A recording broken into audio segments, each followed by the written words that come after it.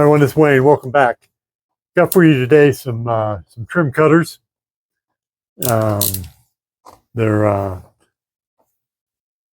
you've got different angles you can set it at, from 45 to 0, and then back the other way to 45. They've got a lock right there.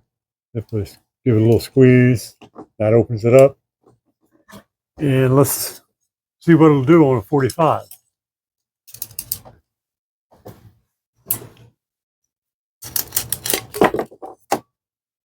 Love it.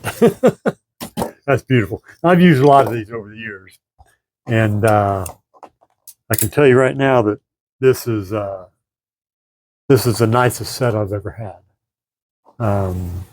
The seller on Amazon sent these to me. They want me to check them out, compare them to my experience with others, and that's what I'm doing.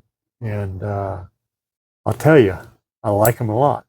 I've got some trim work coming up, some baseboard and shoe, and I'm gonna get a lot of good use out of them. And if you do any carpentry work, you need to have you some around. Okay, get them. I know you're gonna like them. Thanks. Bye now.